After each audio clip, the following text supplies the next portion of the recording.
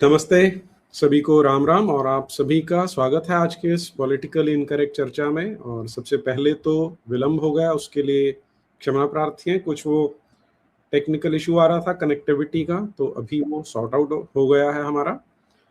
और हम आज बात करने वाले हैं, एक विशेष मेहमान है हमारे साथ, पंकज त्रिपाठी जी।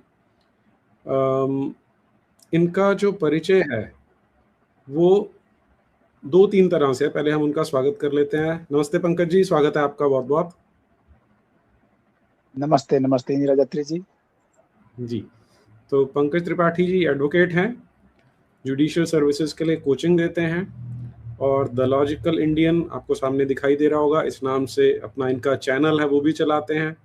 और कॉन्स्टिट्यूशन के ऊपर इन्होंने एक बहुत अच्छी पुस्तक लिखी है, और इसलिए आज हम इनसे जानने का प्रयास करेंगे कुछ चीज़ें जो कॉन्स्टिट्यूशन से संबंधित हैं, क्योंकि मेरा सब्जेक्ट नहीं है। कभी कभी क्या होता है, जब मैं कानून पढ़ने बैठता हूँ तो पूरा समझ में नहीं आता, तो फिर लगता है कि लॉ की भी पढ़ाई की होती तो अच्छे रहते।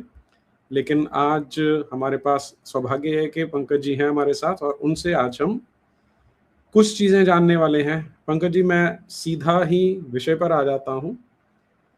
आजकल जो आपको पता है कि इलेक्शंस सर पे हैं, स्पेशली वेस्ट बंगाल के, जहां पर बीजेपी और टीएमसी की कांटे की टक्कर है।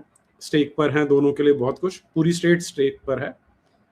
वहां पर बार बार जो भाषण दिए जा रहे हैं, विशेष रूप से भाजपा की तरफ से, मोदी जी ने भी बोला है, और अमित शाह जी ने भी बोला, देवेंद्र फडणवीस ने भी बोला, कई लोगों ने बोला कि धर्म के आधार पर आरक्षण नहीं दिया जा सकता, ये संविधान सम्मत नहीं है। लेकिन अब मोदी जी की अपनी एक स्टेटमेंट भी है, बहुत वायरल है वो, जो उनका वीडियो है कि मैंने गुजरात में बहुत सारे मुसलमानों को ओबीसी के अंतर्गत आरक्षण दिया है। तो मुझ जैसों को एक विरोधाभास दिखाई देता है इसमें।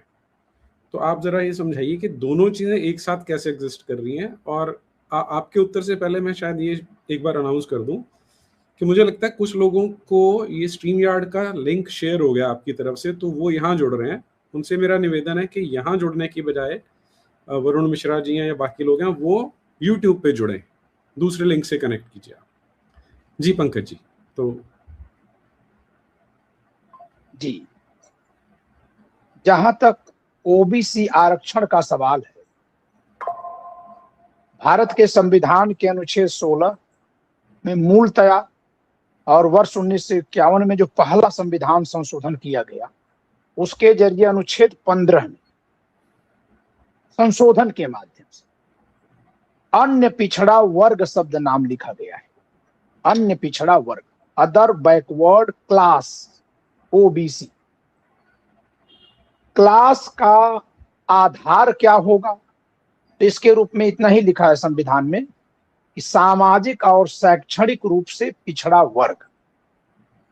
अब यदि किसी भी धर्म के लोग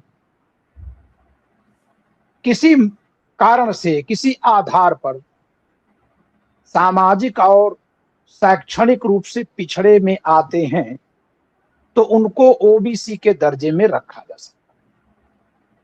तो यह आरक्षण धर्म के आधार पर नहीं है, बल्कि सामाजिक और आर्थिक पिछड़ेपन के आधार पर है।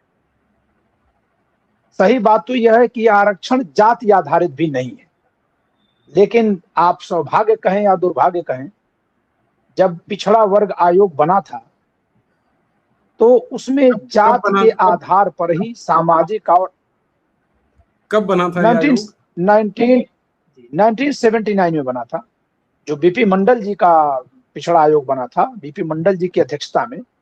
ये बिंदेश्वरी प्रसाद मंडल जी के बारे में बता दें कि ये मुरहो राज के वंशज थे, यानी ये स्टेट के वंशज थे, खुद राजा थे, रजवाड़े परिवार के थे। इनकी रियासत जो है भारत में विलीन की हुई है, और ये यादव समाज से थे।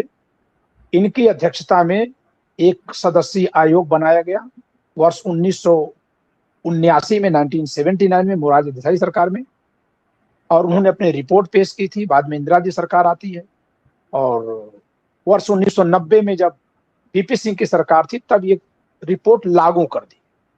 तो रिपोर्ट लागू सरकारी आदेश हुई हो सकती थी क्योंकि संविधान में प्रावधान था। अब हम आपके प्रश्न पर आते हैं, इसमें कमीशन का कोई बहुत रोल नहीं है।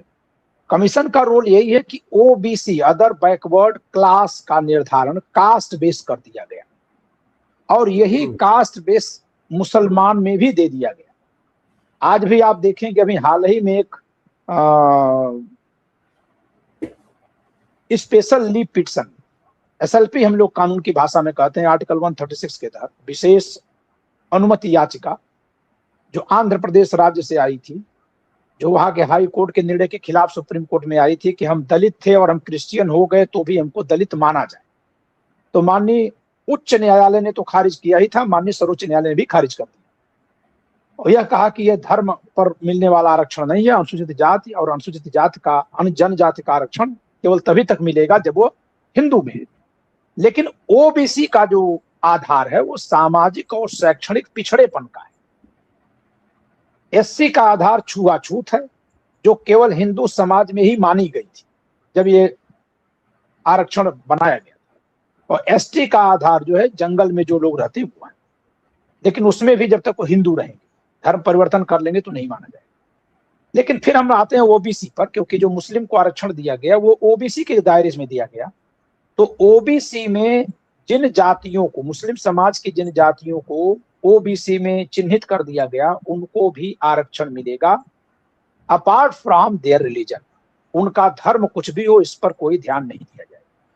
तो नरेंद्र मोदी जी जब चुनावी भाषण देते हैं तो किसी भी बात को, नेता हैं, अपने पक्ष में करने के लिए उन्होंने ओबीसी समुदाय में रखी गई मुसलमान जातियों को ओबीसी कहने की बजाय मुसलमानों को आकर्षित करने के लिए, मुस्लिम वोटर्स को आकर्षित करने के लिए उन्होंने यह कहा कि ये हमने मुसलमानों को आरक्षण दिया।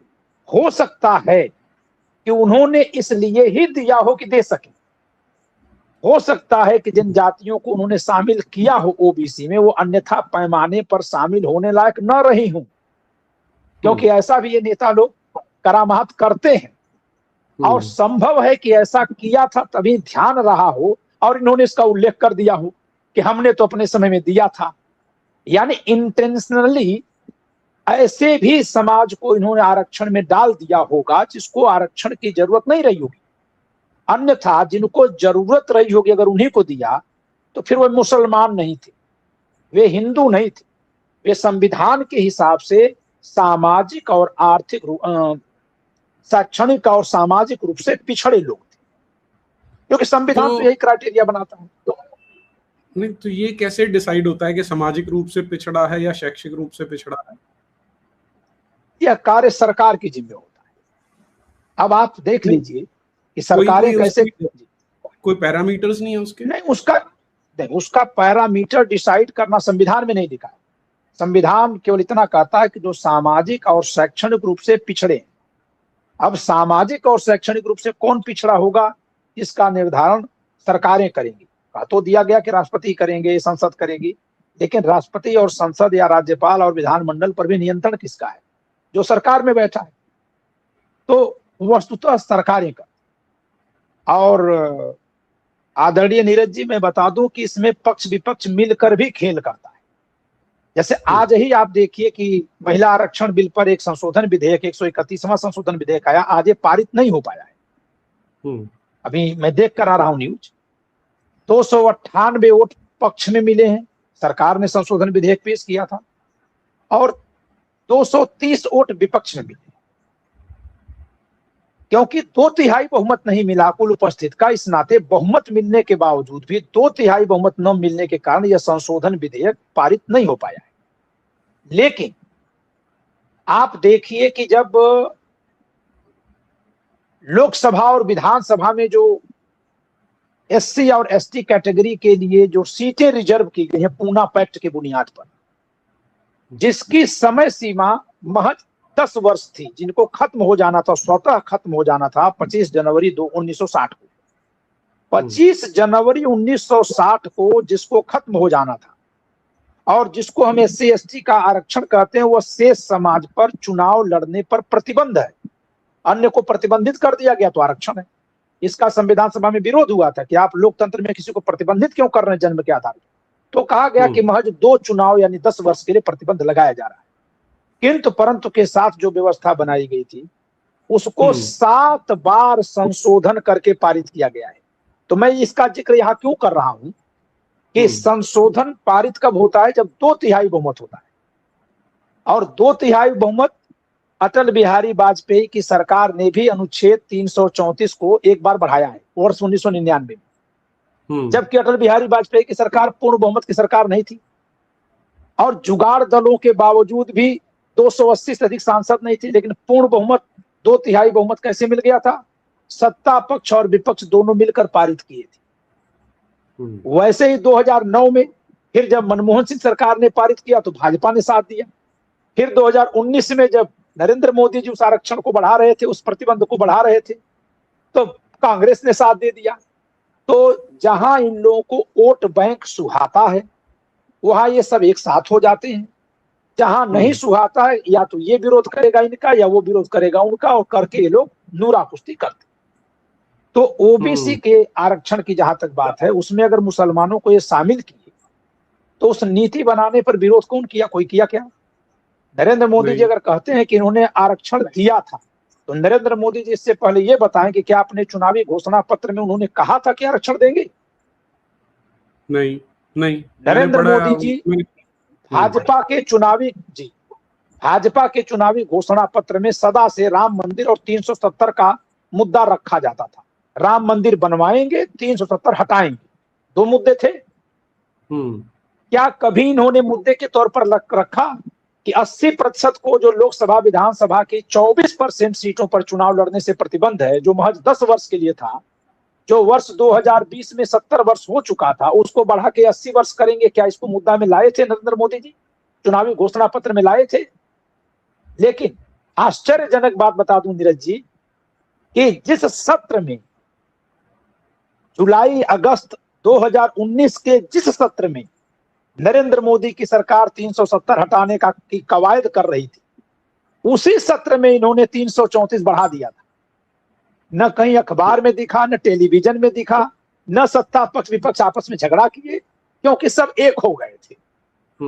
तो ये लोग वोट बैंक की राजनीति पर इस तरह से करते हैं। संविधान में ऐसा बहुत कुछ लिखा है जिसके उलट ये लोग कर रहे हैं। संविधान में ऐसा बहुत कुछ नहीं लिखा है जो ये लोग कर दे रहे हैं। तो ये सब वोट बैंक की पॉलिटिक्स है। नरेंद्र मोदी जी जिस समय आरक्षण दे रहे थे उस समय कहना चाहिए था। और अगर कोई शैक्षणिक और सामाजिक रूप से पिछड़ा है तो मैं संविधान का एक विद्यार्थी होने के नाते उसके पक्ष में संविधान में जो व्यवस्था करने के लिए कही गई है उसके दिए जाने पर कोई आपत्ति नहीं करूंगा। मैं कहूंगा ठीक है, लेकिन उस मानक के अनुसार हो और बिना किसी भेदभाव के।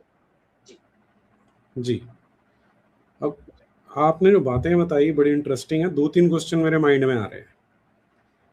पहला क्वेश्चन तो मेरा ये है कि जनरल परसेप्शन लोगों में ये है कि जो बीजेपी सरकार है वो तो हिंदूवादी सरकार है,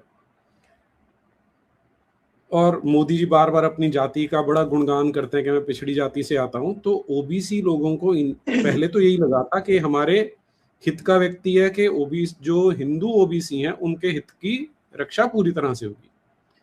लेकिन ये जो अब गर्व से बोलना शुरू कर दिया कि मैंने मुसलमानों को ओबीसी में डाला है, तो इससे जो ओबीसी समाज है उसको, उसके कुछ लोगों को तो मैं परिचित हूं जो कह रहे हैं कि हमारे साथ ये अन्याय हो रहा है जो नरेंद्र मोदी कर रहा है और जो कह भी रहा है। तो इसको किसी तरह से प्रतिकार किया जा सकता है, इसे अपोज किया जा सकता है। देखिए, इसमें हम 2 एंगल से इस बात का उत्तर देंगे। एक तरफ यहाँ पर राजनीति की बात है और दूसरी तरफ संविधान की बात। अगर हम नरेंद्र मोदी की रणनीति को देखें तो इनकी राजनीति हमेशा से ध्रुवीकरण पर आधारित रही। ध्रुवीकरण की राजनीति करते हैं, और ध्रुवीकरण की जब वो राजनीति करते हैं तो उसके लिए वो 10 साल 5 साल पहले से तैयारी किए होते हैं। जैसे वर्ष 2014 में ये भ्रष्टाचार मिटाओ अभियान के तहत और देश को आगे बढ़ाओ के नाम पर सत्ता में आते हैं, भारत के बहुत बहुत बड़ी आबादी ने इनका समर्थन किया था। लेकिन 2015 में सत्ता में आने के महज 14 में सत्ता में आने के महज 1.5 वर्ष के भीतर इन्होंने जो जाति भेदी कानून है, SC/ST prevention of atrocities act 1989, जो राजीव गांधी के समय में बना और बीपी सिंह के समय में लागू हुआ, उस अधिनियम को 31 दिसंबर 2015 को संशोधित करके उसको 2.5 गुना बढ़ा देते। जिस समय इन्होंने बढ़ाया, और 2014 का चुनाव बहुत हाहाकारी चुनाव रहा है, अन्ना आंदोलन के बाद एक माहौल बना, कांग्रेस के खिलाफ माहौल बना। क्या उस चुनाव में कहीं इनका घोषणा पत्र था कि ये SC/ST कानून को इतना हार्श बनाएंगे, इतना व्यापक बनाएंगे? नहीं था। 2015 के 31 दिसंबर आखिरी दिन पर वो संसद से पारित हुआ है। 2016 में उस पर हस्ताक्षर करते हैं उस समय के राष्ट्रपति महोदय, वो लागू होता है। फिर 2016 में ही, ये मैं दृष्टांत के लिए बोल रहा हूं कि इसी तरह से आरक्षण बढ़ाए हैं मुसलमानों के लिए, तो क्यों बढ़ाए? फिर ये 2016 में ही अनुसूचित जाति जनजाति अत्याचार निवारण नियमावली, हर एक अधिनियम के साथ एक नियमावली भी चलती है, उस नियमावली को बदल देते हैं। 1995 की जो बनी थी हटा दी, इन्होंने नई नियमावली बनाई, और उस नियमावली में इन्होंने व्यवस्था कर दी कि शिकायत करते ही न्यूनतम 25,000 से 2 लाख तक रुपए मिले। क्या उस तरह की मांग किसी समाज ने भारत के की थी? मैं तो समझ रहा हूं नीरज जी कि वर्ष 2014 का जब चुनाव हुआ था तो जनता बहुत उम्मीद भरी नजरों से देख रही थी और सबका साथ सबका विकास पर वोट दिया था। उस समय तो जाति भेद कम हो गया था, झगड़े जात के कम हो गए थे।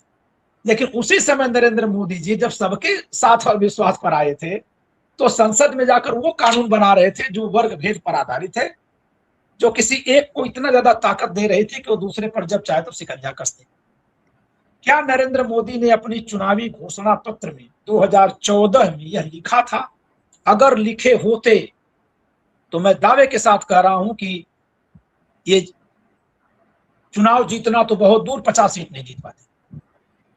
तो नरेंद्र मोदी की अपनी एक स्टाइल रही। मैं इतनी खुलासे वाली बात कह रहा हूं, हो सकता है मेरे खिलाफ कोई एक्शन हो जाए और जान को छोड़कर और कुछ मेरे पास नहीं जिस पर हमला हो, तो इस नाते कोई डर नहीं है, लेकिन सच बात बोली जाएगी। कानून का विद्यार्थी होने के नाते हम लोग इन बातों को देख रहे थे और इसी नाते कहा जाता था कि जनता समझ नहीं रही, देख नहीं रही। और जनता कैसे समझेगी? जो टेलीविजन चैनल है और अखबार है उसमें वही सुनाया जाएगा जो सरकार चाहती है। तो लोकतंत्र तो आते ही खत्म हो गया जब मीडिया खत्म हो जाएगी। तो ये नरेंद्र मोदी जी पहले से ही प्लॉट करते और रियल में प्लॉट करते। वो मजाक नहीं कर रहे हैं कि मुसलमानों को उन्होंने आरक्षण दिया, वो सच में दिए। लेकिन उस प्लॉट की हुई चीज को तब दिखाएंगे जब अब उनको उनका ही वोट मिल सकता है। मुसलमानों का को हमने आरक्षण दिया कह देने पर जिनका वोट जा रहा है वो पहले ही जा चुका है, अब ये वाला कार्ड खेलेंगे। ये उनका तरीका है। जैसे जो राम को लाए हैं अब वही अम्बेडकर जी को ला रहे हैं और जगह जगह जयंती मना रहे हैं, जोर शोर से मना रहे हैं। जबकि दुनिया जानती है कि अम्बेडकर ने 22 प्रतिज्ञा लेने में जोर जोर से कह दिया था कि हम रामकृष्ण को नहीं मानते, हम ब्रह्मा विष्णु महेश को नहीं मानते। और उनके पहले वाले जो ज्योतिबा फुले हो तो गाली देते थे। और आज भी भगवान राम जी, भगवान कृष्ण जी और हमारे तमाम आराध्य देवताओं को अम्बेडकरवादी मंचों से गालियां बकी जा रही। लेकिन देखते देखते जो राम को लाया था वो राम विरोधी का जयगान करने लगा। तो जरा टटोलने वाली बात यह है कि क्या वह राम को लाते समय राम को ला रहा था? तो उसी तरह से जिस समय वो हिंदू का वोट ले रहे थे वो हिंदू का नहीं ले रहे थे। वो एक तरह से जैसे रॉकेट छोड़ा जाता है तो उसमें कई सारे इंजन लगाए जाते हैं, तो कुछ इंजन जो है उतना दूर तक ले जाएगा, 10 लाख किलोमीटर तक, वहां से गायब हो जाएगा, हट जाएगा क्योंकि उसके आगे एनर्जी नहीं है। फिर दूसरा इंजन लगेगा, फिर तीसरा, ऑटोमेटिक चलता है। तो नरेंद्र मोदी की राजनीति इसी तरह से है, ये कई इंजन लगा कर रखते हैं।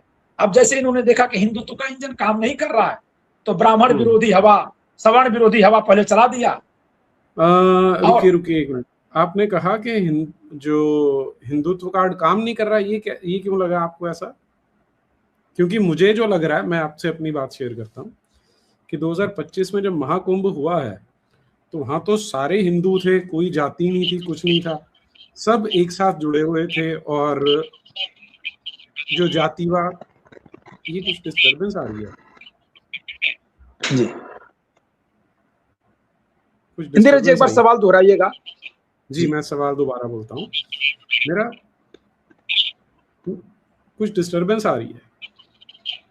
जी, अभी सही हो गया? हाँ, अब ठीक है जी। नहीं, अभी फिर से आई थी वो डिस्टर्बेंस। अच्छा अच्छा।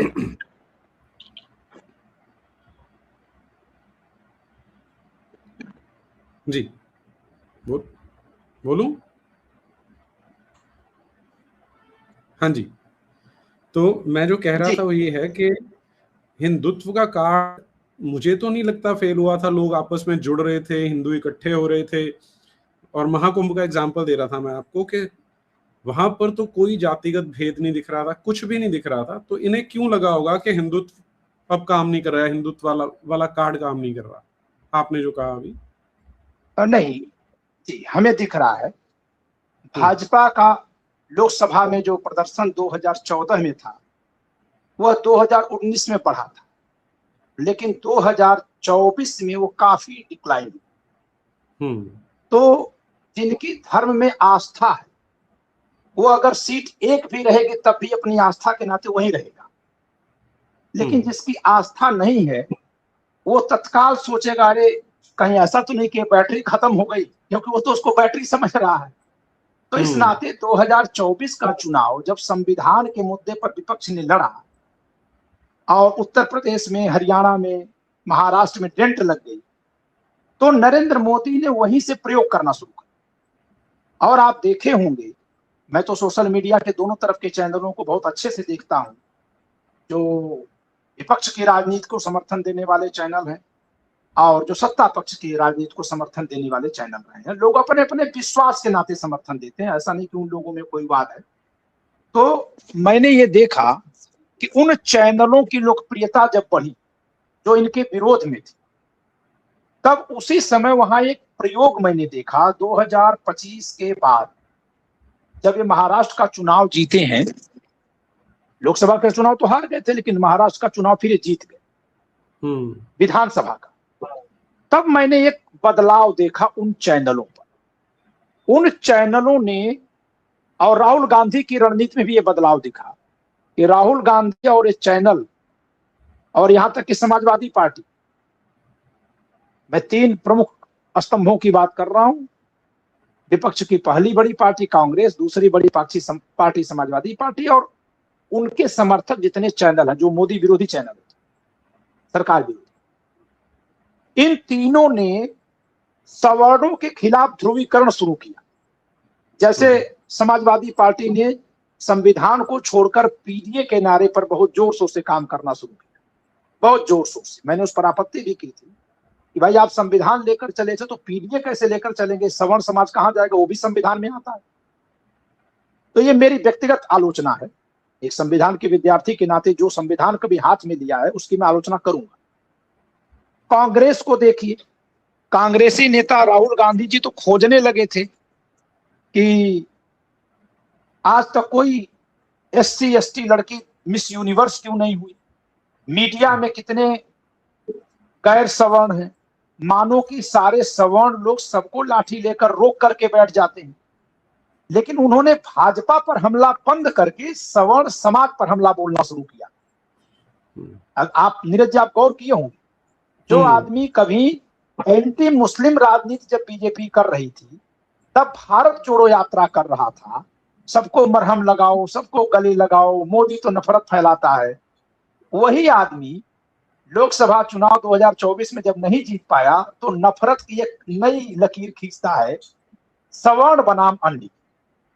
वो भूल जाते हैं राहुल गांधी कि अगर तुम कहोगे कि डॉक्टर के नेम प्लेट पर किसी हॉस्पिटल में एससी एसटी समुदाय के लोगों का नाम क्यों नहीं है, तो इसके लिए कोई ब्राह्मण, ठाकुर, बनिया, यादव, कुर्मी या पठान शेख जिम्मेदार नहीं होगा। क्योंकि अगर मेरा बेटा, मेरी बेटी फॉर्म भरता तो अपने से परीक्षा दे रहा है, पढ़ रहा, बढ़ रहा है।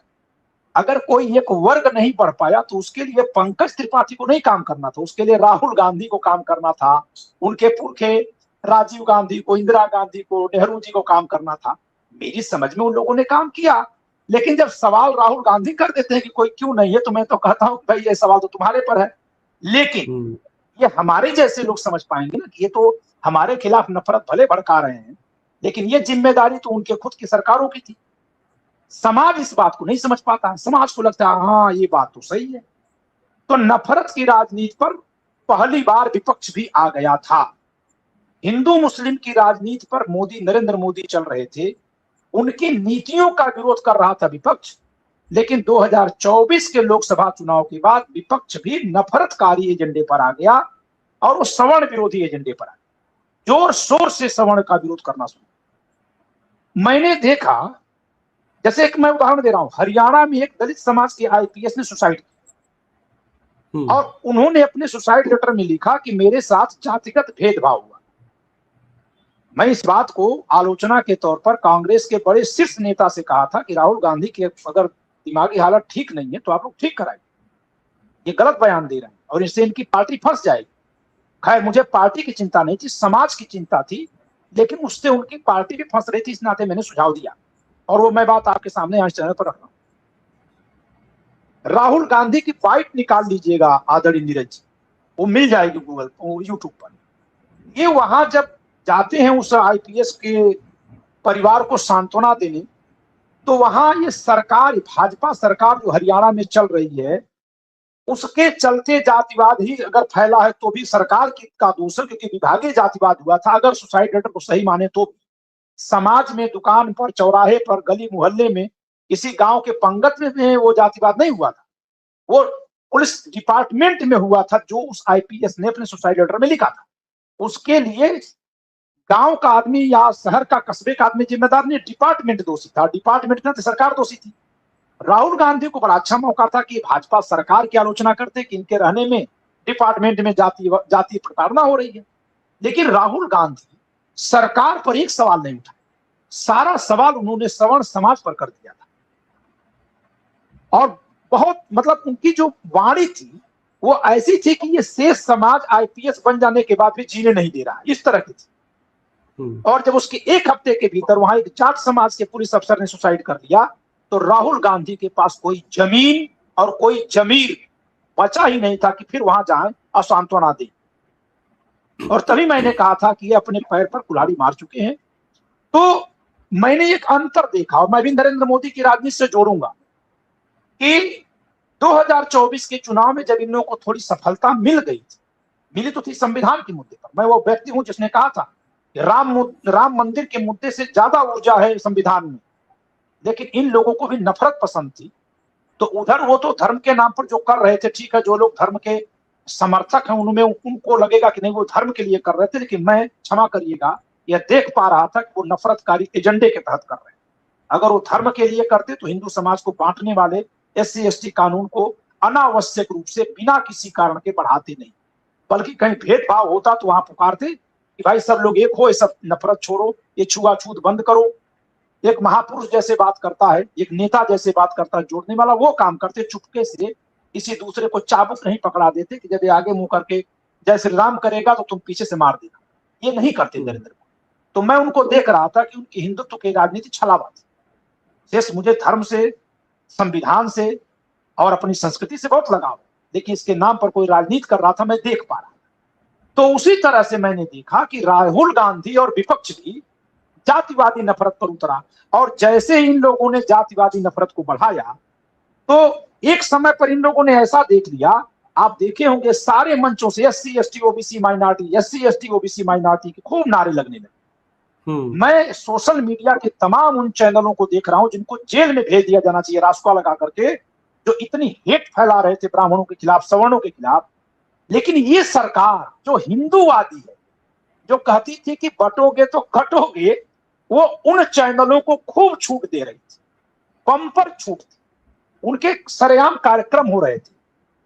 तभी मैंने ये जान लिया था आदरणीय नीरज जी कि सवर्णों को आगे अब ये ढकेल कर गड्ढे में अब ये एंटी सवर्ण पॉलिटिक्स करेंगे विपक्ष और सवर्ण को एक बक्से में ढकेल दें और सवर्णों के मन में विपक्ष के लिए दुराव भर दिया है और विपक्ष ने सवर्णों के खिलाफ राजनीति की है। जब तक वो दोनों जुड़ेंगे तब तक ये एक कार्यकाल और चुनाव जीत जाएंगे। ये नरेंद्र मोदी की राजनीति है, लेकिन ये लोग ये न भूलें कि इनके दिमाग को पढ़ने वाले लोग हैं इस देश में। उसको पढ़ लिया जाएगा, डिकोड कर लिया जाएगा। अन्यथा आप बताइए, दिल्ली विश्वविद्यालय में, जेएनयू में जब भारत तेरे टुकड़े होते हैं कि नारे लगते हैं, पता नहीं झूठ थे कि सही थे, क्योंकि मैं कानून के विद्यार्थी के नाते आरोपों भर पर सच नहीं मानू, वो बंद कमरे में हुआ था, लेकिन सरकार ने सच मानकर कार्रवाई की और वो लोग आज तक जेल में, बिल्कुल जेल में होना चाहिए। लेकिन उन्हीं दीवालों पर सरेआम लिखा गया, ब्राह्मण तेरी कब्र खुदेगी, ब्राह्मणों देश से भागो। सरकार ने कोई एक्शन नहीं। यही सरकार थी ना जो कहती थी हिंदुओं बटोगे तो कटोगे। ये सरकार क्या कर रही थी?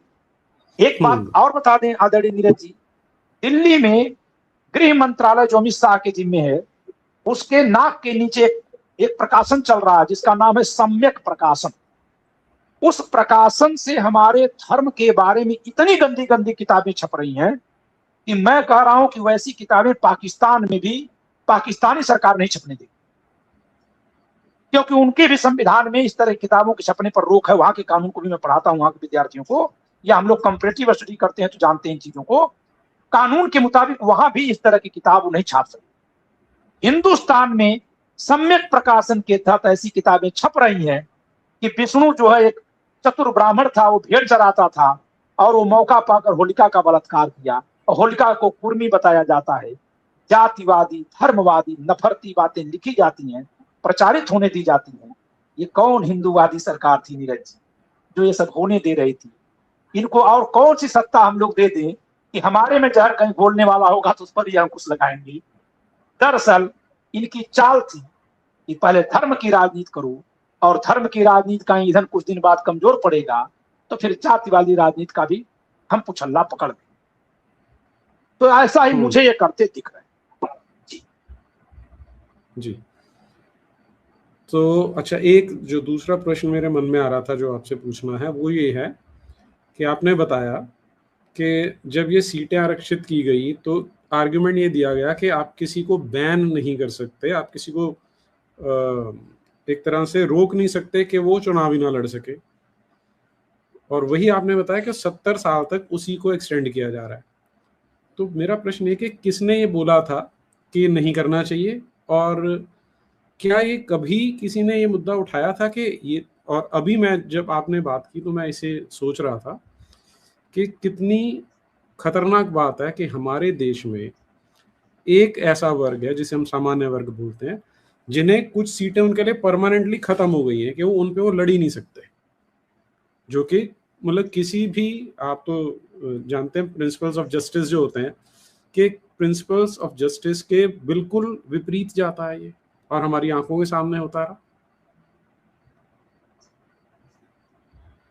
देखिए, इसका उत्तर कि किसने मना किया था ये इस रूप में मैं दे रहा हूं कि संविधान सभा 10 वर्ष के प्रतिबंध के साथ, अब प्रतिबंध नहीं है, 10 वर्ष की सीमा अवधि थी कि संविधान की लागू होने की तिथि से महज 10 वर्ष, महज नहीं बल्कि उस समय 10 वर्ष बहुत ज्यादा दिख रहा था, क्योंकि इस प्रतिबंध का, यानी जिसको आरक्षण कहते हो हमारे लिए प्रतिबंध है, तो मैं प्रतिबंध ही कहूंगा। इस प्रतिबंध का आधार पूना पैक्ट था जो गांधी जी और अंबेडकर जी के बीच में हुआ, और बड़ी इसमें थोड़ी सी इतिहास, अगर आपकी अनुमति हो, थोड़ा सा ऐतिहासिक घटनाओं पर प्रकाश डाल दें। जी, गोलमेज सम्मेलन हुए थे ब्रिटेन में, लंदन में, और वहां पर कम्युनल अवार्ड, सांप्रदायिक पंचाट पारित हो रहा था। सांप्रदायिक पंचाट में क्या था, कम्युनल में क्या था कि जो जिस धर्म का होगा वो अपने धर्म के ही लोगों का रिप्रेजेंटेशन कर पाएगा, जो जिस धर्म का। जैसे मुसलमान अपने लिए मुसलमान विधायक चुने, मुसलमानों का जो विधायक का प्रत्याशी होगा वो मुसलमान होगा और उसको मुसलमान ही वोट देंगे। पारसी का जो विधायक का प्रत्याशी होगा वो पारसी होगा, पारसी ही वोट देंगे। तो इसी तर्ज पर सिखों के लिए किया और कुछ एंग्लो इंडियन के लिए किया, एंग्लो ईसाई के लिए अलग किया, ईसाई के लिए अलग किया, एंग्लो ईसाई अलग और ईसाई अलग। और फिर इसी क्रम में जब उन्होंने बंटवारा किया कि अनुसूचित जाति का भी व्यक्ति अपने ही समुदाय के प्रत्याशी को अपना प्रतिनिधि चुनेगा और वह उसी समुदाय से वोट पाएगा, यानी पृथक निर्वाचक मंडल जब उनकी बात की गई, तो यही डॉक्टर अंबेडकर जो 1931 में साइमन कमीशन के सामने, सॉरी 28 में साइमन कमीशन के सामने इस बात का विरोध किए थे। अब ये गोलमेज सम्मेलन में इसके पक्षधर हो गए।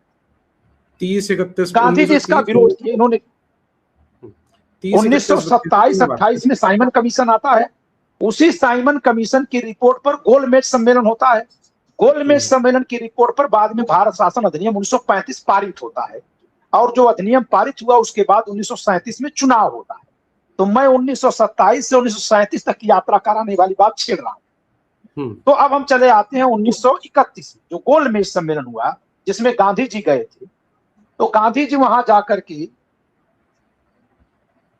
यहाँ के बारे में बताए कि सारा हिंदू समाज एक है, उसको दो वर्गों में मत बांटे। आपने भारतीयों को मुसलमान, पारसी, ईसाई, सिख और हिंदू में बांट रखा है, अब आओ टुकड़े मत करिए। तो अंग्रेजों ने कहा कि लेकिन आपके हिंदू में सब एक कहाँ है, छूत-अछूत है। उन्होंने कहा छूत-अछूत है, लेकिन मैं छुआ-छूत मिटाने का प्रयास कर रहा हूं, बहुत बड़े पैमाने पर समाज बदल रहा है, आप हमारे पर आरोप मत लगाइए। तमाम तरह से हमारे पर कुरीतियां लादी गई, हम गुलाम रहे हैं सदियों तक, हम इसको सही करने का प्रयास कर, ये हमारा आंतरिक मामला है, छोड़ दे। तो अंबेडकर ने वहां कहा कि ये तो खुद सछूत समाज के हैं, ये हमारे नेता नहीं हो सकते। वहां हॉट टॉक हुई है। वॉल्यूम नंबर 10 हिंदी वांग्मय के 10वें भाग में, डॉक्टर अंबेडकर के जो हिंदी वांग्मय है उसके 10वें भाग में सब बातें छपी हुई है। वहां लड़ जाते हैं लोग गोलमेज सम्मेलन में। गांधी कहते हैं कि हम अछूतों के भी नेता हैं जैसे हिंदुओं के नेता हैं। अंबेडकर कहते हैं कि नहीं, अछूतों के नेता हम हैं। अब फैसला किसको लेना था? फैसला उस दिल्ली को, उस बंदर को लेना था जो भारत को गुलाम बना के रखा था। उसको जिसको नेता मानना सूट किया उसने उसको घोषित कर दिया। तो गांधी को लग गया कि ये अंबेडकर को ही अछूतों का नेता मानेंगे और उनके मुंह से जो अपने सरकार कहवा रही है वही बात लागू करेगी। अंबेडकर जो कह रहे थे वो खुद नहीं कह रहे थे, वो तर्क और प्रमाण के साथ मैं साबित कर दूंगा।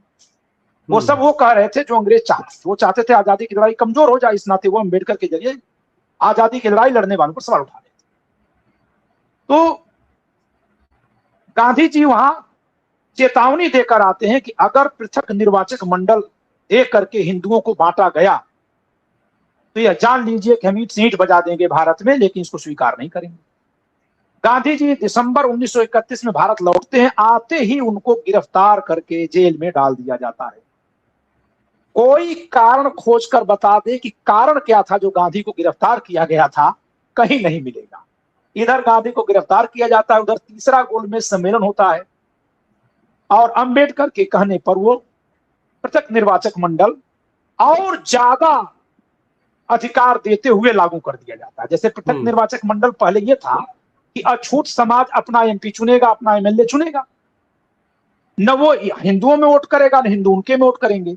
लेकिन अंग्रेजों ने उसको डबल वोट के साथ अछूतों के पक्ष में कर दिया ताकि और भेदभाव हो जाए। अंग्रेजों ने व्यवस्था दी कि दलितों का, अछूतों का यानी अनुसूचित जाति के लोगों का पृथक निर्वाचक मंडल तो होगा ही, साथ ही वो जनरल कैंडिडेट के तौर पर भी चुनाव लड़ सकेंगे और वोट दे सकेंगे। तो उनको डबल रिप्रेजेंटेशन का राइट दे करके उस बात को लागू कर दिया जिसका गांधी पुरजोर विरोध किया। गांधी जी को जब ये खबर लगी उन्होंने पत्र लिखा। पत्र का जवाब ये आ गया कि आपके पुरखों ने पाप किया है, उसका प्रायश्चित करना पड़ेगा। आज वही लाइन अंबेडकरवादी बोलते हैं अत्री जी।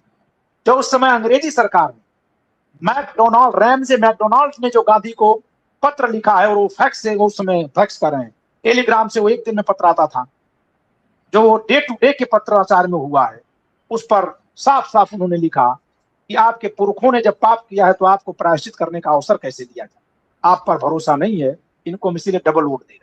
दरअसल वो विभाजन कराना चाह रहे थे। इस पर गांधी जी अनशन पर बैठ जाते हैं। 27 सितंबर 1935 को पूना पैक्ट होता है। अब यहां एक और चौंकाने वाली बात है, मैं इसको गांधी की सनक कहूंगा कि गांधी अंग्रेजों ने जो दिया उस पर तो अड़ जाते हैं, लेकिन अड़ने पर जब समझौता करते हैं तो जितना अंग्रेजों ने दिया उसको 2 गुना देते। तो किसका देते हैं? एससी समुदाय के सिवा शेष समुदाय का हिस्सा तो दे रहे हैं। अंग्रेजों ने क्या, अंग्रेज पहले क्या दे रहे थे कि शेड्यूल कास्ट की जितनी पॉपुलेशन है उसके रेशियो में उनके अलग से प्रतिनिधिमंडल होंगे, वो अपना चुनाव लड़ेंगे, अपने को देंगे। गांधी ने विरोध किया तो अंग्रेजों ने कह दिया कि उधर भी लड़ेंगे, इधर भी लड़ेंगे, इधर भी वोट देंगे, क्योंकि वो ज्यादा कमजोर है। जब गांधी इस पर अड़ गए, अंग्रेज अम्बेडकर और गांधी में समझौता हुआ, तो गांधी ने कहा कि तुमको वो कितनी सीट दे रहा है? अंबेडकर ने कहा हमको 71 सीट्स दी है। ये 71 सीट्स उस समय जितने ब्रिटिश प्रोविंसेस थे, ब्रिटिश प्रोविंसेस रियासतों को छोड़कर, उन सभी प्रोविंसेस के प्रांतों की जो विधानसभाएं थी उनमें कुल मिलाकर 71 सीटें दिए थे शेड्यूल कास्ट को, अंग्रेजों ने दिया था। और सिर्फ जनरल में भी वो चुनाव लड़ सकते थे, वोट दे सकते थे। तो उन्होंने 71 दिया। गांधी ने कहा अच्छा 71 दिया है, हम तुमको 151 सीटें अपने में से रिजर्व कर रहे हैं। 151। तो आपको मैं चौंकाने वाली बात बता रहा हूं आदरणीय नीरज जी, इस पर अध्ययन होना चाहिए। पता नहीं क्यों इस देश में इस बात पर चर्चा रोक दी गई है। दोनों पार्टियां, भाजपा और कांग्रेस, ये दोनों ही इस पर संशोधन कर रही हैं। वर्तमान में भारत की संसद में 543 सीटें, 543 सीटों में से 131 सीटों पर हम चुनाव नहीं लड़ सकते। हम कौन? गैर एससी एसटी समुदाय के लोग। 543 सीटों में से 131 पर प्रतिबंधित है। वो 131 सीटें 24% होती हैं। और एससी और एसटी की पॉपुलेशन 1931 के जनगणना के अनुसार 20.5% है। 20.5% आबादी के लिए 24% सीटें रिजर्व हैं। और फिर भी वो जनरल में भी चुनाव लड़ते हैं, और जब जीत जाते हैं तो हम लोग जयगान करते हैं कि हमारा लोकतंत्र मजबूत हो रहा है। अब तो हमारे अनुसूचित जाति के भाई इधर भी चुनाव लड़कर जीत जा रहे हैं। अब एक बात इसमें और है, तो एक तो गांधी ने 2 गुना कर दिया, 151 सीटें दे दी, 71 के बदले 2 गुना से 10 ज्यादा है। दूसरे, वहां पूना पैक्ट में लिखा था कि महज 10 वर्षों तक ये रहेगा। कब से? जब से ये कानून लागू होगा। तो ये Ramsay MacDonald communal award, communal की वकालत करने वाले अंबेडकर के बारे में कहा जाता है कि उन्होंने सेकुलर संविधान लिखा है। बहुत अजीब अजीब बातें हैं नीरज जी। अब तो संविधान निर्माण की कहानी खोली जाएगी। कम्युनल की वकालत जो करने लंदन तक गया, वो भारत में सेकुलर संविधान का निर्माता कहा जाता है। किसी की हिम्मत हो चैलेंज करके डिबेट कर दो। मैं सरेआम आपके चैनल पर कह रहा हूं कि भारत के जितने अंबेडकरवादी हो, चाहे सरकार के समर्थन में हो या विरोध में हो, चाहे भाजपा कांग्रेस के मंत्री हो, नेता हो, सांसद हो, वकील हो, पत्रकार हो, बुद्धिजीवी हो, संविधानविद हो, रामलीला मैदान में पंडाल लगा ले, एक तरफ खड़े हो जाए, दूसरी तरफ से अकेले मोर्चा संभाल करके बता दूंगा कि कम्युनल आदमी कभी सेकुलर संविधान का जन्मदाता नहीं कहा जा सकता। और सब लोग जानते हैं कि जो गोलमेज सम्मेलन में पारित करवाने गए थे अंबेडकर, उसका नाम ही था रैमजे मैकडोनाल्ड कम्युनल अवार्ड, सांप्रदायिक अवार्ड उसका नाम है। आदरणीय नीरज जी, आप भले कानून के विद्यार्थी नहीं है, लेकिन जिस विषय के विद्यार्थी हैं, आप इसका नाम तो जानते ही होंगे। उसका नाम है सांप्रदायिक पंचायत। हाँ, ये इन्होंने इसमें लिखा ना, ये पूरी पढ़ी मैंने इनकी अरुण शौरी की, तो इसमें मैंने ये चीजें पढ़ी कम्युनल अवार्ड वाली ना। जी।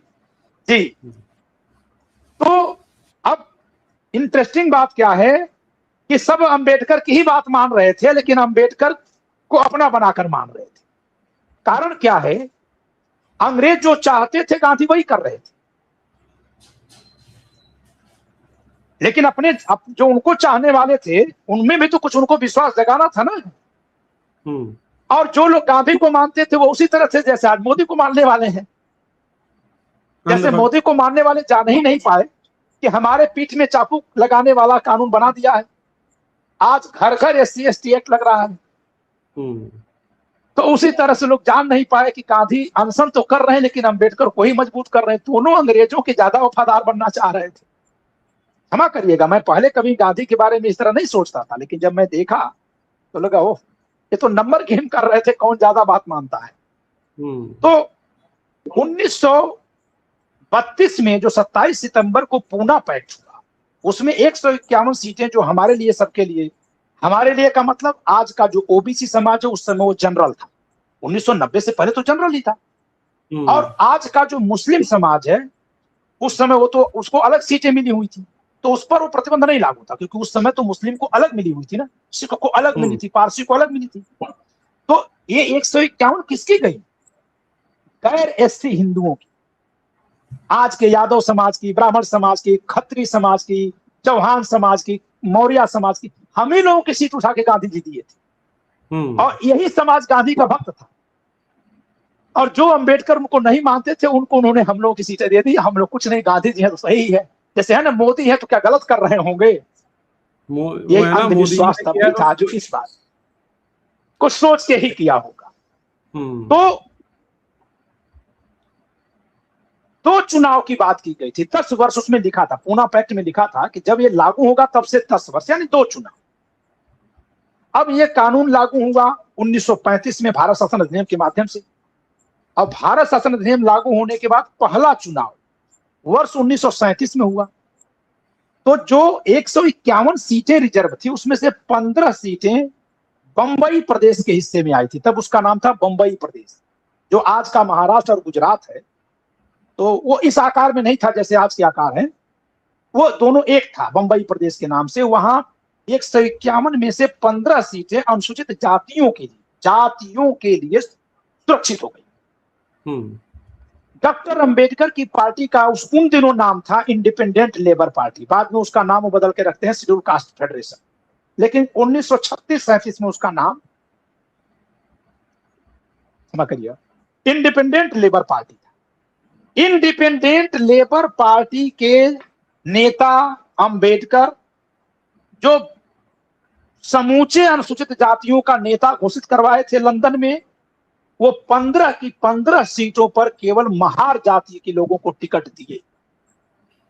चैलेंज के साथ कहता हूं, जो चाहे चले, मैं वांग्मय से पढ़ाता हूं कि जब उन पर सवाल उठा, 1936 में टिकट बंटवारा हुआ, 37 में चुनाव होना था, तो वो चुनावी भाषण में कहते हैं महारों के बीच में कि जब संघर्ष हमने किया तो उनको क्यों दे दे। यानी जब नेता बनने गए थे तो समूचे दलितों के नेता थे, अछूत जातियों के नेता थे, लेकिन जब टिकट बांट रहे थे तो केवल महार जाति को दिए। और तब कहते हैं कि मैं गया तो मैं अपने लोगों को न दूं। तो इतना पराया और अपना करने वाले व्यक्ति को समानता का नायक कहा जाता है, मैं स्वीकार नहीं कर सकता। ये सब उन्हीं के किताब से मैं बता रहा हूं, कोई और दूसरी किताब को पढ़ने खोलने की जरूरत नहीं। यहां तक ही नहीं, क्योंकि महाराष्ट्र में जिस इलाके से उस समय बंबई प्रदेश बनता था, वो महार समाज डोमिनेटेड इलाका है। वहां अनुसूचित जातियों में 70 से 80% महार है। तो ज्यादा कमजोर कौन है? जिस जाति की संख्या कम है। अगर वो कमजोर को आगे उठाने वाले होते नीरज जी, तो उनको टिकट तो चमार जाति को, जो वहां 3% है, मांग जाति, मसक जाति, ढोर जाति के लोगों को देना चाहिए था। लेकिन उन्होंने टिकट किसको दिया? अपनी जाति को, जो बहुसंख्यक है।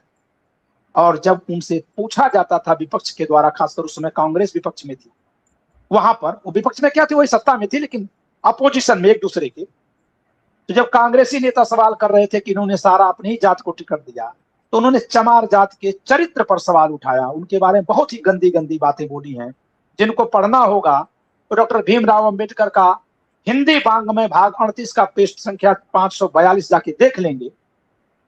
और अगर कहीं मेरे याद में थोड़ा इधर उधर हो रहा होगा तो हमें एक बार दुरुस्त करने का मौका देंगे। वैसे मुझे जहां तक याद है कि 99% मुझे सही याद है कि वांग्मय 48 पृष्ठ संख्या 542, 38 सॉरी, वांग्मय संख्या 38 पृष्ठ संख्या 542। तो उस पर यह लिखा है, डॉक्टर अंबेडकर अपने बीच में चमार जात की खिल्ली उड़ाते हैं, गंदी बातें उन पर आरोपित करते हैं, चरित्र पर सवाल उठाते हैं, अविश्वसनीय बताते हैं, चतुर चालाक धूर्त बताते हैं, न जाने क्या क्या बताएं। तो इस देश की आजादी में ऐसा कालखंड गुजरा। अब 10 वर्ष के लिए था वो, थोड़ा आगे चल चलते हैं। अब तो पहला चुनाव 37 में हुआ, फिर उसके बाद सेकेंड वर्ल्ड वॉर छिड़ जाता है 1939 में, और दूसरा चुनाव 1946 में हुआ, सेकेंड वर्ल्ड वॉर के बाद। इसी बीच 1942 में सेकेंड वर्ल्ड वॉर के चलते हुए, जिस समय भारत में भारत छोड़ो आंदोलन चला, उसी समय भारत छोड़ो आंदोलन को कुचलने के लिए, उसकी आलोचना करवाने के लिए अंग्रेजों ने अंबेडकर का सहारा लिया और इनको सीधे भारत की वायसराय की परिषद में मेंबर ऑफ लेबर करके जोड़ दिया, श्रम सदस्य करके जोड़ दिया। वायसराय के सदस्य, वायसराय के परिषद में सदस्य, बहुत बड़ी पावर। और वहां पर जैसे इनको जोड़ा गया था उसके, जिन लोगों को ना पता हो ये ऐसे समझ ले कि आज की डेट में एक कैबिनेट मंत्री जैसा वो लगभग वैसा मान सकते हैं। नीरज अत्री जी की बात को मैं थोड़ा दुरुस्त करूंगा इस नाते कि मैं कानून का विद्यार्थी हूं। आज के कैबिनेट मिनिस्टर के 20 गुना पावर बढ़ाएंगे तब वो मिलेगी, क्योंकि आज की सरकारें चुनाव से चुनी जाती हैं, जिम्मेदार हैं। वो सरकार चुनाव से नहीं थी, ब्रिटेन की महारानी के द्वारा बनाई जाती थी, तो वो जो चाहे उसको करती थी। तो आदरणीय नीरज जी ने पद की तुलना सही की, लेकिन पावर 20 गुना बढ़ा लीजिएगा जी। तो उसमें उनको चुना गया, रखा गया। और इंटरेस्टिंग बात यह है नीरज जी कि उन्होंने अपनी पार्टी का नाम पहले बदला, 20 दिन पहले पार्टी का नाम बदल दिया। इंडिपेंडेंट लेबर पार्टी जो पहले थी, अब उसका नाम बदल के हो गया शेड्यूल्ड कास्ट फेडरेशन। अब खुलेआम जात की राजनीति कर रहे थे, पहले अपनी जात की किए थे, अब जाति समूह की करनी थी, शेड्यूल्ड कास्ट फेडरेशन। वही उन्होंने बार बार भाषण दिया है कि भारत छोड़ो आंदोलन को निर्ममता से कुचल करके ब्रिटिश सरकार ने ठीक किया है। उसी समय वो सुभाष चंद्र बोस से मिलने गए हैं, जिन्होंने उनको मना कर दिया कि नहीं, हम आपके कहने पर ब्रिटिश सरकार के साथ नहीं खड़े हो सकते, हमारे लिए देश को आजाद कराने का मौका है। और देश में उस समय के जो भी लोग लड़ रहे थे आजादी की लड़ाई, उन लोगों ने भी भारत छोड़ो आंदोलन किया। अगला चुनाव 1946 में हुआ। वर्ष 1946 के चुनाव में फिर वो पूना पैक्ट वाला 151 सीट वाला रिजर्वेशन लागू रहा। अब आ गई उसी प्रांतीय असेंबली के दम पर संविधान सभा चुन ली गई। समझिएगा, ये सारे चुनाव कम्युनल बेस पर हो रहे हैं। भारत के संविधान में आदरणीय नीरज अत्री जी, आपके चैनल से पहली बार कही जा रही है बात कि भारत का संविधान जो सेकुलर है, उसको बनाने वाली संविधान सभा का गठन कम्युनल कानून से हुआ था। किताबों में बात छपी है कि चैनल पर आपकी पहली बार आ रही बात। कम्युनल संविधान सभा ने सेकुलर संविधान बना दिया भारत में। कई सारे नेताओं ने विरोध किया था इस संविधान सभा का, जो संविधान सभा के सदस्य थे, जैसे हजरत नोमानी साहब। तो कहते थे अगर मैं मुसलमानों के वोट से चुन करके आया हूं तो मैं सबके लिए संविधान कैसे बना सकता हूं, फिर से मुझे चुनाव में भेजो, मैं अपने हिंदू मुस्लिम सभी भाइयों से वोट मांग कर आऊंगा, सबका विश्वास हो तो सदन में आऊंगा, तब संविधान बनेगा। ये अंग्रेजों ने बांटने वाले जो संविधान सभा बनाई, उससे चुनाव नहीं, उससे संविधान नहीं बनेगा। खैर, तो संविधान सभा में जब बात उठी तो ये कहा गया कि जो पूना पैक्ट हुआ था उसका लाभ नहीं मिल पाया देश को, समाज को, इसको 10 वर्ष के लिए और रख दिया, उसको 10 वर्ष के लिए और रख दिया गया संविधान लागू होने से। संविधान लागू हुआ 26 जनवरी 1950 को, और ये समय सीमा लिखी गई थी अनुच्छेद 334 में, 3 3 4 3 धन 3 6 4 10, यानी कुल संख्या जोड़ने पर 10 और कुल समय सीमा 10 वर्ष। क्योंकि मैं शिक्षक हूं, इस नाते इस भाषा में बोल रहा हूं ताकि लोगों को याद रहे। तो 3 3 4 यानी 10 जी, ये नामक नंबर वाले अनुच्छेद में 10 वर्षों के लिए, 10 वर्ष के बाद स्वतः समाप्त हो जाना था। आदरणीय नीरज जी, 10 वर्ष की जो आपवादिक व्यवस्था थी, जो लोकतंत्र के मूल सिद्धांत के विरुद्ध थी, जो संविधान के अनुच्छेद 14 और 15 के अपवाद के तौर पर थी, जिनमें कहा गया है कि व्यक्ति में जाति और धर्म के आधार पर, जन्म के आधार पर भेदभाव नहीं किया जाएगा, जो लोकतंत्र आते ही 80% आबादी को लोकतंत्र में पार्टिसिपेट करने से प्रतिबंधित करने वाली बात थी, जिसको 10 वर्ष से आगे नहीं चलने देने पर संविधान सभा सहमत थी, और 10 वर्ष के बाद खत्म कर देने का समय सीमा लिखते हुए प्रावधान की थी।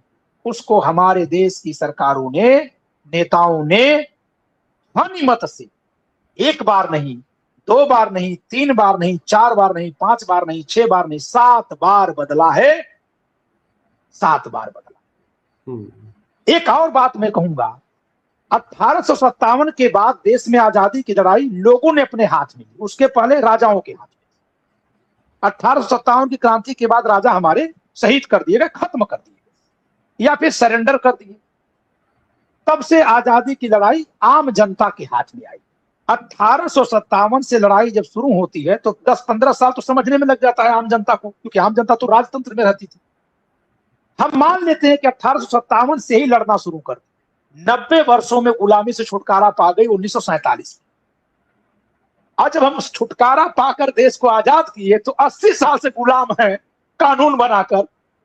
हम लोकतंत्र ला रहे थे कि चुनाव लड़ेंगे, जो हमारे में लोकप्रिय होगा वो चुनाव जीतेगा, लेकिन हम अपने ही देश में प्रतिबंध लगा दिए कि नहीं, हम तो चुनाव लड़ ही नहीं सकते क्योंकि हमारा जन्म फला जाति हुआ। और इसका दुष्परिणाम क्या हुआ? मैं जिस विधानसभा क्षेत्र से आता हूं, मोहम्मदाबाद गोहना, मऊ जिले में आने वाली विधानसभा, पूर्वी उत्तर प्रदेश की, 1962 में जो विधानसभा का चुनाव हुआ था, वह हमारे यहाँ के भाभी यादव नाम के व्यक्ति हैं, बहुत ही गरीब परिवार की, समाजवादी पार्टी से, उस समय की समाजवादी पार्टी, आज वाली नहीं, जो सोशलिस्ट पार्टी हुआ करती थी, उससे बड़े लोकप्रिय नेता बनकर चुनाव जीते थे। स्कूल कॉलेज खुलवाए थे। अभी पहली बार ये चुनाव जीते 1967 में, वो सीट रिजर्व हो गई, यानी प्रतिबंधित हो गई। आज तक प्रतिबंधित है। 3 पीढ़ियां आ गई, मर गई, वो चुनाव नहीं लड़ सकती 80% की। और जिस 15-16% आबादी के लिए वो सुरक्षित है, वहां से जो बहुसंख्यक 2 जातियां हैं वही चुनाव लड़ पाती हैं। धोबी, नट, डोम, मुसहर कभी टिकट तक पहुंच नहीं पाते, चुनाव लड़ना बहुत दूर है। ये कौन सा लोकतंत्र हम बनाए? तो ये जो अभी नरेंद्र मोदी जी से आपने बात शुरू की थी, आपके दर्शक कहेंगे कि सवाल कहां था, जवाब कहां था? ये सवाल का ही जवाब है, और जवाब की जगह दृष्टांत है कि ये नेता लोग फुट डालो और राज करो में अंग्रेजों को मात दे रहे हैं। और यही कारण है कि हम अंग्रेजों के राज में जितना गुलाम थे, आजादी के बाद उससे ज्यादा प्रतिबंधित और गुलामी में जकड़े दिए गए। ठीक बात है। बातें तो मुझे लग रहा है हम 1 घंटा और कर सकते हैं, लेकिन समय की मर्यादा है। कुछ दर्शकों के प्रश्न है, मैं वो ले लेता हूं आपसे। जी। रियलिटीज और इंक्लूसिव कह रहे हैं 80 इयर्स में कॉन्स्टिट्यूशन ने इंडिया को बेकार कर दिया है। तो तुम बात इसका अभी उत्तर मैं देता हूं। जी जी जी। नहीं मेरे भाई, 80 साल में संविधान ने बेकार नहीं किया, संविधान को बदल कर नेताओं ने बर्बाद कर दिया। अगर अनुमति हो 1 मिनट में उदाहरण दूंगा। आज सारे एमपी एमएलए को फंड दिया जाता है अपने इलाके के विकास के नाम पर, जबकि संविधान के खिलाफ है। संविधान में हैंडपंप लगवाना, सड़क बनवाना कार्यपालिका का काम है, ये विधायक और एमपी का काम नहीं है। उनका काम है बजट पर नियंत्रण रखना, भ्रष्टाचार पर अंकुश लगाना। लेकिन वो अंकुश न लगाए, इस नाते उनको 25 करोड़ दिया जाता है ताकि तू भी खा ले, हम भी खा ले। तो ये संविधान के खिलाफ। एक उदाहरण मैंने दे दिया, दूसरा सैकड़ों उदाहरण मेरे पास है। तो मेरे भाई, संविधान ने नहीं खराब किया, संविधान को खराब करके देश को खराब किया गया। जी। इस पे किस दिन अलग से इस पे भी चर्चा करेंगे। तो अच्छा, वनीत गर्ग जी हैं, उनका कहना है, with due respect sir, STs can convert to any religion and still retain their ST reservation status. That is why all of Northeast and most STs in the rest of India are converted Christians. SCs use the crypto route. हाँ मनीष जी, यही तो बोल रहे थे, त्रिपाठी जी ने भी तो यही बोला, आप भी यही कह रहे थे ना? जी। डॉक्टर हरिशंकर ठाकुर जी, मेंबर बनने के लिए धन्यवाद आपका। Muslims plan to finish Hindus using constitution and bin it later. तो उनकी स्ट्रेटजी है, ठीक बात है। भरतवासी जी धन्यवाद सुपर स्टिकर के लिए। अत्री जी व त्रिपाठी जी, समस्त प्रबुद्ध जनों का अभिवादन। जी, बहुत बहुत आभार आपका। बाकी के प्रश्न लाइए जी, कहाँ है?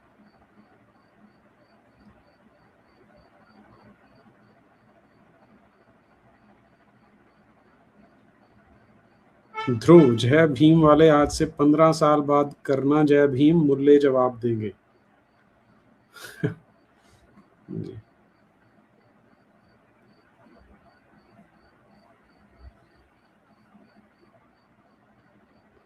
नेक्स्ट,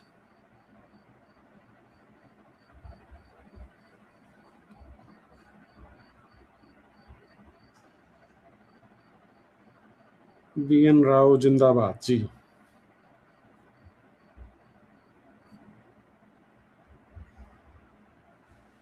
हिमांशु शुक्ला जी, आरक्षण तो कभी खत्म नहीं होगा, ऊपर से और बढ़ेगा ही धीरे धीरे, प्राइवेट और हर जगहों पे। शायद वो दिन दूर नहीं जब शादी करने में भी आरक्षण लगे, क्या करें फिर? ये सॉल्यूशन पूछ रहे हैं जी। हमने प्रॉब्लम की तो बहुत डिस्कशन कर नहीं, ली। मैं थोड़ा सा इस पर बोलूंगा कि जी। इसको आरक्षण न कहें, इसे प्रतिबंध कहें। ये आरक्षण नहीं, नाम उसका आरक्षण है, वास्तव में वो प्रतिबंध। और इसको सबसे ज्यादा बढ़ाने का काम अगर किसी एक सरकार ने किया है तो लोगों को आश्चर्य होगा, अटल बिहारी वाजपेयी की सरकार सबसे ज्यादा बढ़ाया। जिस सरकार पर आरोप लग जाता है, जिस पार्टी पर कि वो बीपी सिंह से इसलिए समर्थन ले ली ताकि मंडल कमीशन की बात खत्म हो जाए, हाँ ओबीसी के लिए नहीं किया। अच्छा।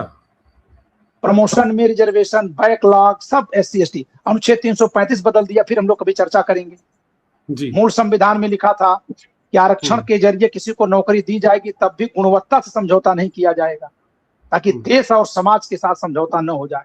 यानी कि सरकारों पर दबाव था कि उस वर्ग को विकसित करिए फिर ले आइए। अटल बिहारी ने कह दिया इनका मानक कम कर दिया जाएगा। खैर, कांग्रेस भी समर्थन में थी, सारी पार्टियां ध्वनिमत से पारी। इन पे अलग से किस दिन रखेंगे चर्चा आपके साथ? अलग से लंबी चर्चा है जी। श्रीकांत अय्यर जी हैं, शेड्यूल 10 मेक्स लेजिस्लेटर्स पपेट्स। मुझे पता नहीं क्या है ये। यस, ये भी अनकॉन्स्टिट्यूशनल है, संविधान की मूल धारणा के खिलाफ है। अब कोई ये न कह दे कि फिर PIL करके खत्म कराइए। देश की अदालतें भी जनमत के दबाव में होती हैं, ऐसा दिखाई देता है। तो यह सब कार्य जागरूकता से जनता के द्वारा करवाया जाएगा। जी जी, यही है प्रश्न आज के हमारे पास। तो त्रिपाठी जी, बहुत बहुत आभार जुड़ने के लिए। बड़ा अच्छा लगा आपसे सुन के, और मुझे लग रहा है कम से कम 2 चर्चाएं आपके साथ और करनी पड़ेंगी निकट भविष्य में। 1 मिनट, पहले तो प्रश्न और आ गए हैं, मैं वो ले लेता हूँ। ओके। इंडियन डेमोक्रेसी गवार as politician, British bureaucracy makes policy, supreme दलाल for contingency, India labour for the west with cheap labour, weak rupee. हाँ, ये नाम अपने बड़े ये ऐसे रखते हैं, निकाह मीन्स जो भी लिखा है, लेकिन इनकी जो ऑब्जर्वेशन होती है हमेशा सटीक रहती है। जी, ऑब्जर्वेशन बहुत ही सही। हाँ, दिख तो वही रहा जो लिख रहे हैं। हाँ, तो Tripathi ji is not Hindutwadi. He say only upper caste politics with M should be new path. He says H&M is not upper caste burden. अच्छा ध्रुव जी, ये तो आप पे कुछ वो एलिगेशन लगा रहे हैं जी, बताइए। नहीं, हम हिंदुत्ववादी हैं कि नहीं इससे मतलब ही नहीं। सरकार हिंदुत्ववादी है, चर्चा सरकार पर है, ऐसा तो सरकार पर है ना। मैं इस सरकार को हिंदुत्ववादी नहीं मानता, तो मैं इस सरकार को नहीं मानता तो मेरे हिंदुत्ववादी पर ध्रुव जी कैसे सवाल कर सकते हैं? यह सरकार छद्म हिंदूवादी। अब ये कहेंगे क्या इससे बेहतर कोई पार्टी है जो हिंदूवादी है? कोई पार्टी नहीं, यहां तक कि कोई पार्टी संविधानवादी भी नहीं। मैं ये कह रहा हूं। जी। समस्त प्रबुद्धजन सामान्य जन चेतना मंच ज्वाइन कीजिए, थॉटफुल। ये क्या है जी? जी, सामान्य जन चेतना मंच हमारे संगठन का नाम है। अच्छा जी, तो ये मुझे लगता है कि आपके प्रशंसक उन्होंने डाला है ना? हाँ, ये मेरे कोई प्रशंसक होंगे, जान रहे होंगे ना वो। सामान्य जन चेतना मंच SJCM एक संगठन है जिसमें चेतना का प्रसार किया जा रहा है, एक माध्यम है वो।